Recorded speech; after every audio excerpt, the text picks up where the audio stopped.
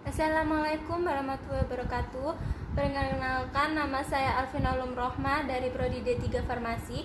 Di sini saya akan menjelaskan kepada teman-teman saya tentang anti korupsi. Sebelum itu saya akan menjelaskan tentang pengertian apa itu korupsi. Korupsi adalah tindakan menguntungkan diri sendiri dan orang lain yang bersifat busuk, jahat, dan merusakkan karena merugikan negara dan masyarakat luas. Pelaku korupsi ini dianggap telah melakukan penyelewengan dalam hal keuangan atau kekuasaan, pengkhianatan amanat terkait pada tanggung jawab dan wewenang yang diberikan kepadanya, serta pelanggaran hukum.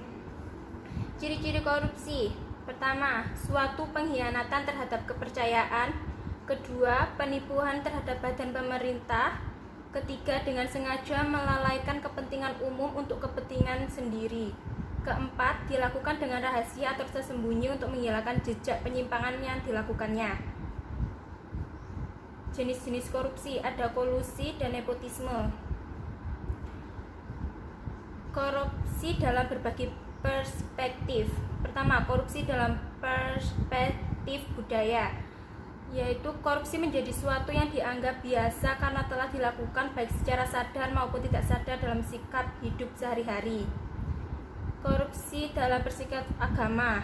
Agama mengajarkan dan mengarahkan para penganutnya untuk hidup jujur, lurus, dan benar. Korupsi termasuk kategori perilaku mencuri yang diharamkan agama dan tindakannya pendosa.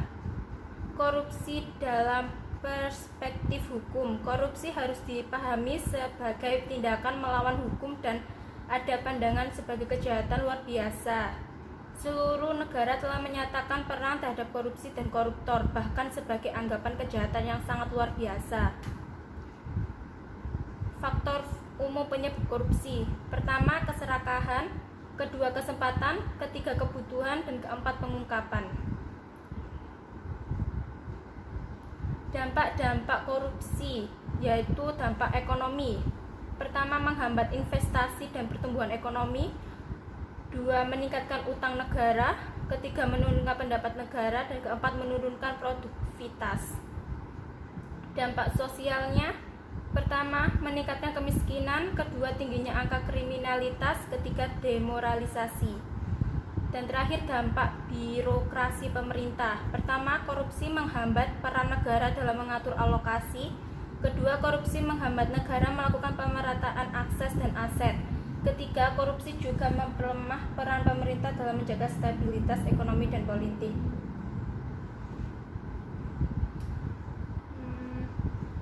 Setelah itu, konsep pemberantasan korupsi. Saat ini korupsi sudah sampai pada tingkatan terendah sekalipun dan akan selalu ada di suatu negara. Mengapa demikian? Hal ini tidak bisa dijawab secara sederhana. Mengapa korupsi terus berkembang? Korupsi terjadi pada semua aspek kehidupan masyarakat. Banyak strategi dan upaya dilakukan untuk memberantas korupsi ini. Tetapi perlu diingat bahwa strategi tersebut harus disesuaikan dengan konteks masyarakat maupun organisasi yang dituju. Strategi pemberantasan pertama yaitu pencegahan, penegakan hukum, dan keharmonisan peraturan perundang-undangan. Strategi pemberantasan oleh KPK yaitu strategi represif, strategi perbaikan sistem. Upaya pencegahannya adalah membentuk lembaga anti korupsi, pencegahan korupsi di sektor publik, dan pencegahan sosial dan pemberdayaan masyarakat. Sudah selesai. Jadi kalian paham, teman-temanku? Paham. Ada pertanyaan? Tidak, Mas. Paham ya semua? Paham. Jadi kita harus menghindari korupsi, ya. Ya. Sudah, terima kasih. Wassalamualaikum warahmatullahi wabarakatuh. Dadah.